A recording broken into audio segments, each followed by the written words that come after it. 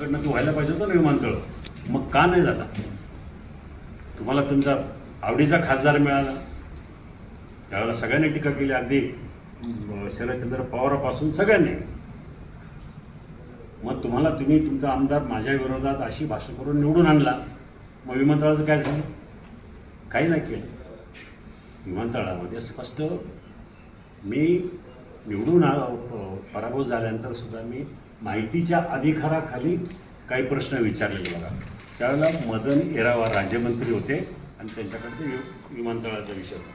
त्यांच्याकडनं ते तर माझ्या विरोधी विचारातले होते, तर त्यांनी स्पष्ट उत्तर दिलेलं आहे. शिवाय airport authority of India air navigation systems, तर त्यांनी सुद्धा उत्तर दिलं की विमानतळ इथं आपल्याकडं का झालं नाही चाललं. ही सगळी उत्तर आहे. त्याच्यामध्ये पर्याय सुचवले होते की तुम्हाला भाम नदीची दिशा वळवली पाहिजे, इकडच्या ऐवजी तिकडनं फिरवा. म्हणजे अशा तर गोष्टी होऊ शकत नाही, नदी गाडू शकत नाही ना तुम्ही. तर हे सगळे पर्याय पॉसिबल नव्हते, म्हणून विमानतळ झाला नाही असं भारतीय विमानपत्तन प्राधिकरणाने उत्तर दिलं. पण अजूनही माझ्या नावाने विमानतळ म्हटलं की मीच दिसतोय. पण वस्तुस्थिती ही आहे. मला आठवत आहे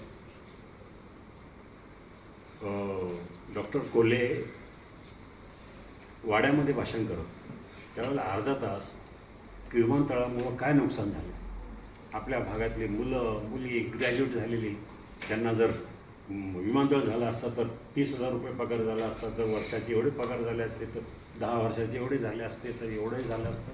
हे सगळं कॅल्क्युलेशन दिलं. पण विमानतळासाठी त्यांनी दाखवावं, कुठंतरी फेसबुकला किंवा कुठंतरी त्यांनी पत्र दिलं आहे कोणाला आणि त्याच्यावर विमानतळ व्हावा म्हणून म्हटलं आहे. कारण त्यांना माहिती आहे विमानतळ होऊ शकत नाही. सगळ्यांनाच माहिती होतं विमानतळ होऊ शकत नाही. पण रोष घ्यायला फक्त मी एकटा होतो.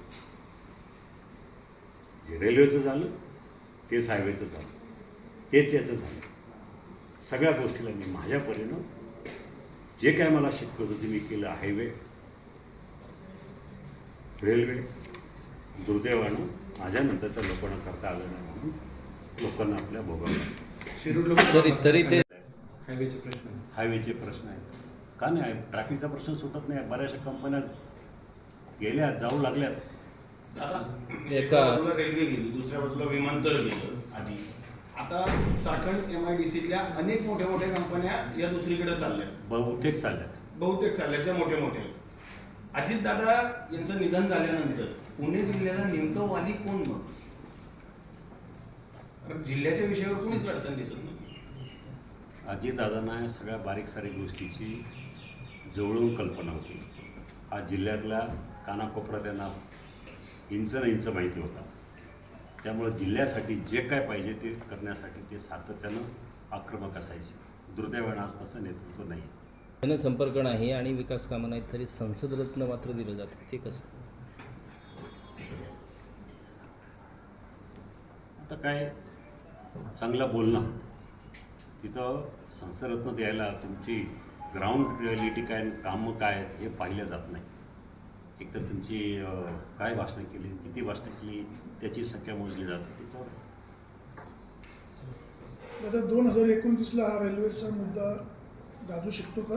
आणि रेल्वे संदर्भात मला नाही वाटत. मला वाटतं ज्या पद्धतीनं सरकारची मानसिकता आहे अजिबात वाटत नाही तसं काही 29ला तो मुद्दा राहील म्हणून. तसं आता 2024ला याचा मुद्दा नव्हताच एअरपोर्टचा. एक प्रश्न आहे, उबाठामधले 6 खासदार फुटले, काही 2022मध्ये 40 आमदार पण फुटले होते. तुम्ही पक्ष सोडल्यानंतर बराच काळ झाला आहे, मात्र तुम्ही पक्ष सोडल्याचं तुम्हाला समाधान आहे की कसं? कुठला पक्ष सोडला? उबाठा. नाही ना, तर ठीक आहे. म्हणजे माझं जाण्याचं कारण वेगळं आहे, तुम्हाला सगळ्यांना माहिती आहे. मी स्पष्ट पुन्हा एकदा त्याचं स्पष्टीकरण देऊ इच्छितो. मला काय पक्ष बदललाच पाहिजे होता अशी काही परिस्थिती नव्हती. परिस्थिती ही होती की ज्या पद्धतीनं तालुक्याचे सभापती होते खेड तालुक्याचे, त्यांच्यावर जो अन्याय झाला होता तत्कालीन आमदारांच्याकडून आणि उद्धव ठाकरे त्यांच्याकडं अनेक वेळा जाऊन सुद्धा त्यांनी कुठल्याही प्रकारे त्यांना न्याय द्यायचा प्रयत्न केला नाही. 6 महिने विनाकारण शिवसेनेचा पदाधिकारी, शिवसेनेचा सभापती जेलमध्ये आहे. त्यांची बायको इथं माझ्या टेबलवर येऊन बांगड्या फोडल्या होत्या, काय करू तुमच्या शिवसेनेचं. आता ह्या भावना मला होत्या. मी सगळ्यांना सांगण्याचा प्रयत्न केला की तुम्ही घ्या, काहीतरी चुकीचं घडतं आहे, शिवसैनिकांना हे करायला कोण नाही आहे. त्यावेळेला फारसं कोणी लक्ष दिलं नाही, उभाटानं तर अजिबातच दिलं नाही. त्याच्यानंतर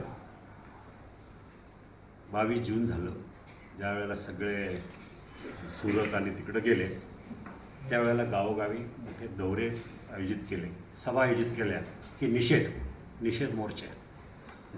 त्यावेळेला मी बोललो, त्यावेळेला रवींद्र मिगलेकर होते, सचिन अहिर होते, बाकी सगळी मंडळी होती. त्यावेळेला सगळे लोक हे त्याव करू म्हटलं, सगळं ठीक आहे हो, पण मला एक सांगा, तुम्ही आता ह्या सगळ्या गोष्टीसाठी मला काय उद्धवजींचं मुख्यमंत्रीपद गेलं म्हणून आनंद आहे असं नाही आहे. मला पण वाईट वाटतं आहे, आपण सगळेजण त्यांच्या पाठीशी उभं राहू. पण हीच भावना ज्या वेळेला सभापती आपला 6 महिने जेलमध्ये होता, त्यावेळेला तुम्ही कुठं होते? मी आवाहन करूनसुद्धा कोणी आलं नाही. हे वर नेतृत्वाला ते रुचलं नाही, म्हणून त्यांनी माझी हकालपट्टी केली. तुम्ही समाधानी आहात? मी समाधानी.